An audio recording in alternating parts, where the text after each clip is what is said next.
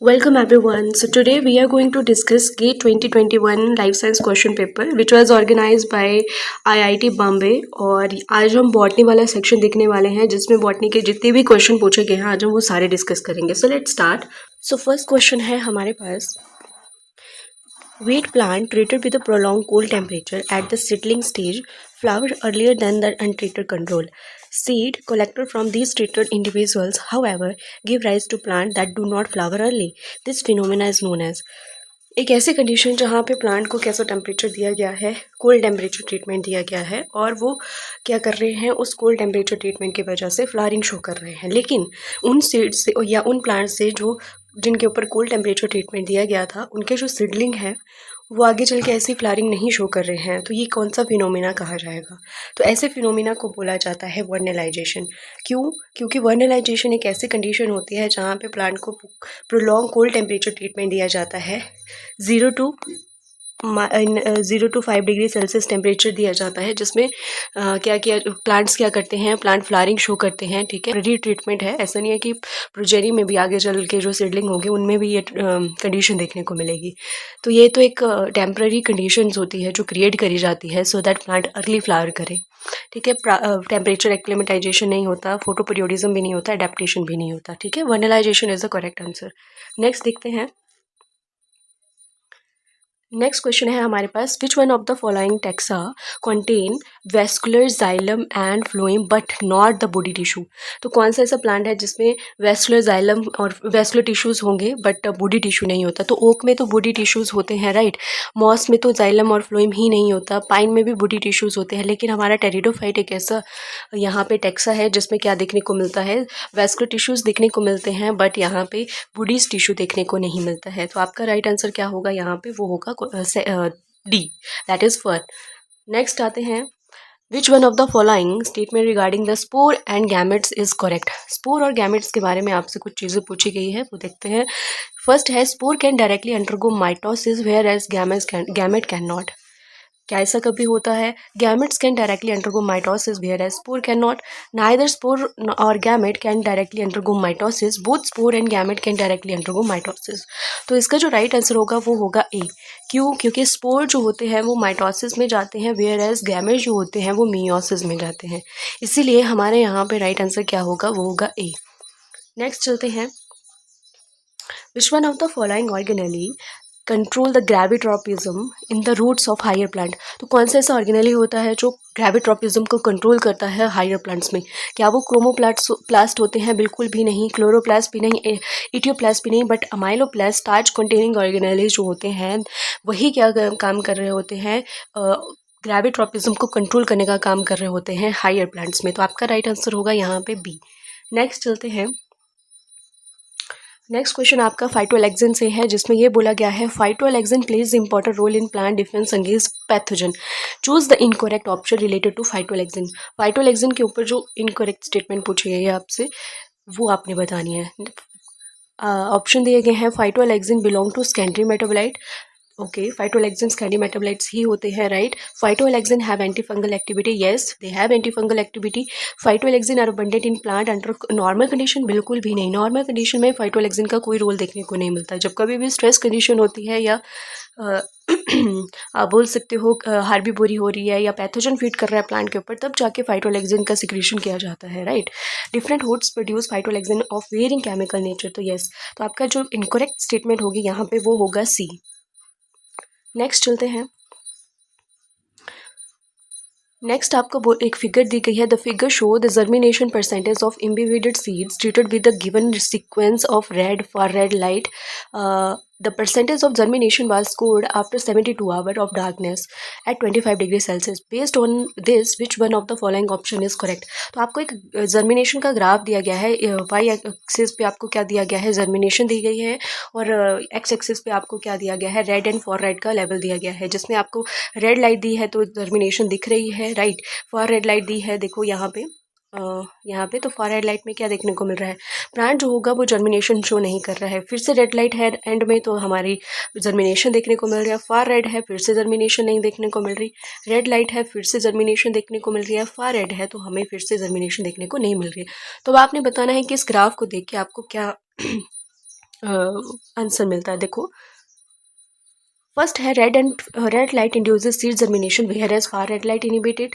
तो ये तो बहुत अच्छी बात बोली है, बिकॉज हमें देखने को भी यही मिल रहा है। नेक्स्ट देख लेते हैं, red light inhibit seed germination. बिल्कुल भी नहीं, रेड लाइट में तो सीड जर्मिनेशन सबसे ऊपर देखने को मिल रहा है। Both red and far red inhibit seed germination नहीं, both red and far red light induce seed germination. तो बोथ तो बिल्कुल भी नहीं, तो इसीलिए हमारा जो राइट आंसर होगा वो कौन सा होगा, ए होगा। क्यों? क्योंकि रेड लाइट में क्या हो रहा था, सीड जर्मिनेशन पीक में देखने को मिल रहा था, लेकिन फार रेड लाइट में क्या हो रहा था, सीड जर्मिनेशन बहुत ही नीचे देखने को मिल रहा था। मतलब आप बोल सकते हो कि फार रेड लाइट में क्या हो रहा है, सीड जर्मिनेशन इनहिबिट हो रहा है। तो इसलिए आपका राइट स्टेटमेंट भी यही होगा।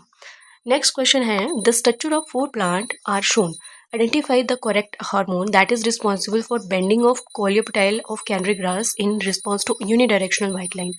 तो देखो, इनडायरेक्टली आपसे पूछा क्या गया है, आपसे पूछा है ऑक्सिन के बारे में। ठीक है, ऐसा प्लांट हार्मोन जो फोटोट्रोपिज्म शो करता है, इसके साथ साथ यूनिडायरेक्शनली वाइट लाइन की तरफ रिस्पॉन्स भी करता है। तो आपको पता है इंडोलिस्टिक एसिड का जो स्ट्रक्चर होता है IAA, वो क्या होता है, वो कुछ इस तरह से देखने को मिलता है, जिसमें यहाँ पे CHO और CH2 ग्रुप लगा हुआ होता है। तो यहाँ से ही आपका आंसर जो है वो निकल जाना चाहिए। नेक्स्ट चलते हैं, which one of the following cellular component is or not a part of cytoskeleton in angiosperm. तो देखो, साइटोस्केलेटन के बारे में आपसे क्वेश्चन पूछा गया है। तो माइक्रोट्यूब्यूल तो साइटोस्केलेटन का वो होते हैं, पार्ट होते हैं। ठीक है, माइक्रोफिलामेंट होते हैं, इंटरमीडिएट फिलामेंट होते हैं, लेकिन सेंट्रियोल जो होते हैं वो माइक्रोफिलामेंट का सॉरी साइटोस्केलेटन का पार्ट नहीं होते। ठीक है, तो इसलिए हमारा जो राइट स्टेटमेंट होगा वो होगा डी। सॉरी, नेक्स्ट चलते हैं, विच of the following enzymes when over expressed would result in rice grain with increase beta carotene content. तो यहाँ पे गोल्डन राइस की बात करी गई है, जो मैंने आपको यहाँ पे यूट्यूब पे पढ़ाया भी है कि कैसे गोल्डन राइस वेराइटी बनाई जाती है। तो कौन कौन से एंजाइम यहाँ पे इंट्रोड्यूस करवाए जाते हैं so that beta carotene content जो है वो राइस का बढ़ाया जाए। तो फाइटोइन सिंथेज और कैरोटीन डीसैचुरेज दोनों एंजाइम जो होते हैं वो एसेंशियल होते हैं गोल्डन राइस बनाने के लिए। तो यहाँ पे जो राइट स्टेटमेंट होगी, इन्हीं दो को क्या करोगे आप, ओवर एक्सप्रेस करोगे और हमारे पास कौन सी वेराइटी आ जाएगी, गोल्डन राइस की वेराइटी आ जाएगी। ठीक है, और ग्लूकोयूरिनिडेज बिल्कुल भी नहीं, और ये EPSP सिंथेज भी नहीं होगा। ठीक है, तो आपका जो राइट स्टेटमेंट होगी वो होगा A and B। Okay, next चलते हैं, आगे आपको एक मैच द फॉलोइंग दिया गया है, match the cell tissue type in group 1। आपको ग्रुप 1 में टिश्यूज़ दिए गए हैं, उसके आप कॉरस्पॉन्डिंग DNA कंटेंट के बारे में बताना है ग्रुप 2 में कि उनका DNA कंटेंट कितना होता है। ठीक है, तो पोलन ट्यूब का DNA कंटेंट कितना होता है, तो वो होता है 2C। मैगस्पोर मदर सेल का भी कितना होता है, 2C। साइनोजिड 1C। एम्ब्रियो सैक कितने के होते हैं जब फर्टिलाइजेशन से पहले, तो वो होता है 8C का। तो S का होगा 5, तो S का 5 तो सब जगह ही है। ठीक है, साइनोजिड 1C, मतलब R का 1 दो जगह है, इसको एलिमिनेट करते जाओ। मैगस्पुर मदर सेल का 2 and 2, तो आपका जो राइट स्टेटमेंट होगा वो होगा B। इस तरह से क्वेश्चन पूछे जाते हैं। नेक्स्ट देखते हैं, match the modified organ in group 1 with their corresponding prototypic form in group 2। देखो, टिंड्रिल इन ग्रेप वाइन का जो टिंड्रिल्स है वो क्या है, मॉडिफाइड स्टेम है या मॉडिफाइड लीफ है। टिंड्रिल ऑफ गार्डन पी का क्या है, स्पाइन्स क्या होते हैं, तो स्पाइन जो होते हैं वो होती है मॉडिफाइड लीफ, और थॉर्न्स क्या होते हैं, तो वे होते हैं मॉडिफाइड स्टेम। तो S का हो गया 1 और R का हो गया, S का हो गया 1, R का हो गया 2। अच्छा, दो जगह है। ठीक है, टिंड्रिल ऑफ ग्रेप वाइन का जो टिंड्रिल्स होते हैं वो होती है हमारी मॉडिफाइड स्टेम, और टिंड्रिल इन गार्डन पी जो होती है वो होती है मॉडिफाइड लीफ। तो P का 1 एंड Q का 2, P का 1 एंड Q का 2। ठीक है, A, यहाँ से हमें यह पता चला कि A जो है हमारा राइट ऑप्शन होगा। ठीक है, नेक्स्ट देखते हैं,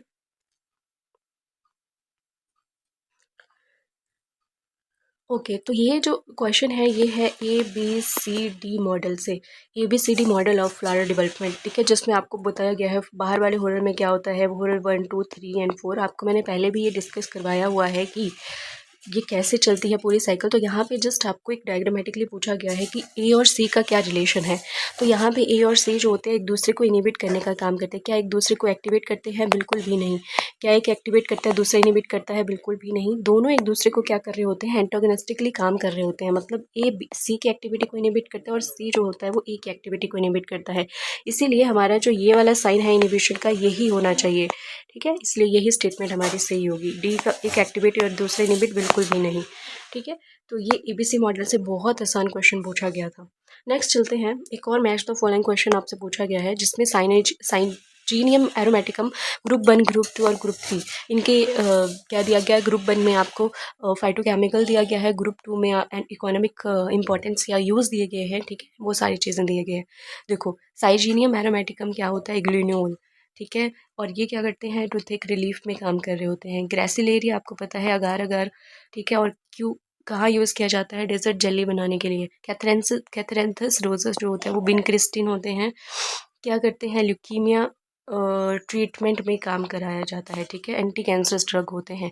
पेपिवर सोमनीफेरस फिरम क्या है? मॉर्फिन है। और क्या करते हैं? एनालाइजिक होते हैं। तो लास्ट बचा थियोब्रोमा कैकोए, ये फ्लेवोनॉइड है और ये बेवरेजेस की तरह काम में इसकी इकोनॉमिक इंपॉर्टेंस देखने को मिलती है। तो देखो पी का हो गया सेकंड और 1, पी का सेकंड 1 दो जगह है, ठीक है।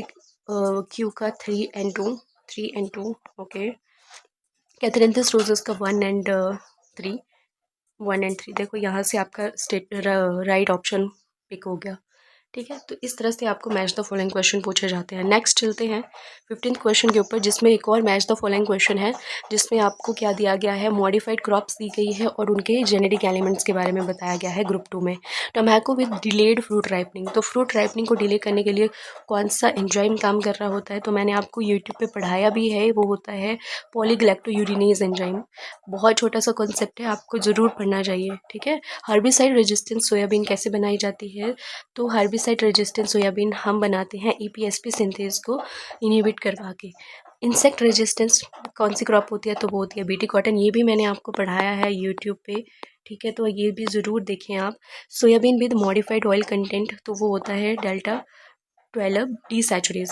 तो इस तरह से आपके ऑप्शन यहाँ से देख सकते हैं हम। पी का होगा 3, पी का 3 दो जगह है, ठीक है। हार्बिसाइड रेजिस्टेंट सोयाबीन का होगा 1, क्यू का 1, तो यहाँ से देखो आंसर आ गया। इंसेक्ट रेजिस्टेंट कॉटन वो होता है बीटी कॉटन और soybean with modified oil content होगा वो डेल्टा 12 डीसैचुरेज, ठीक है।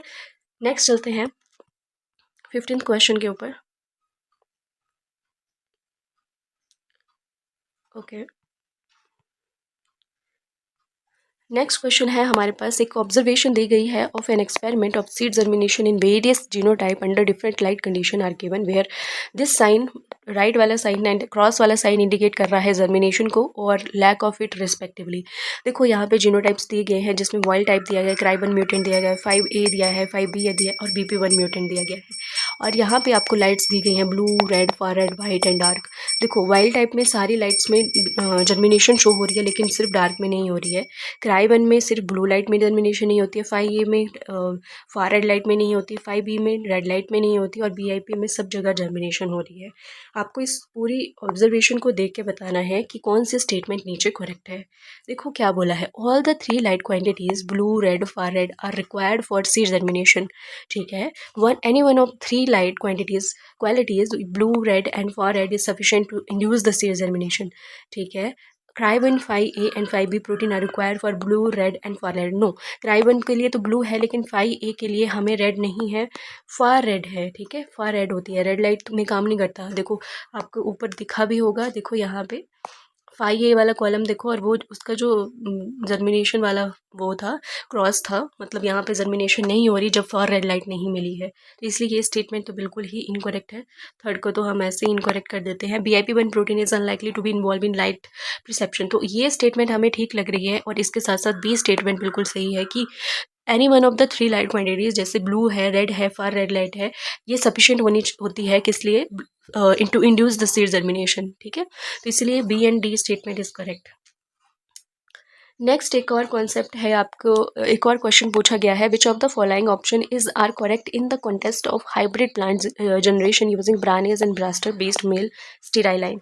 मेल स्टेराइलाइन से क्वेश्चन पूछा गया है जिसमें ये बोला है ब्रानेज इनहिबिट ब्रास्टर, तो no, barstar inhibit barnase. Barnase and barstar are use to generate the male sterility, yes they are used to generate the male sterile and the restorer line respectively. Branase and Brastor are used to generate a restorer line, no they are used to generate the male sterile line। ठीक है, अगर आपने ये concept पढ़ा है तो आपका question यहाँ से बिल्कुल करेक्ट हो जाएगा। नेक्स्ट चलते हैं। ओके, सो यही है हमारे पास लाइफ साइंस एक्सेल बॉटनी का क्वेश्चन पेपर, ठीक है, जिसमें हमने 2021 के सारे क्वेश्चन देख लिए। और अगर आपको वीडियो अच्छी लगी होगी तो please like share and subscribe my YouTube channel. Thank you so much.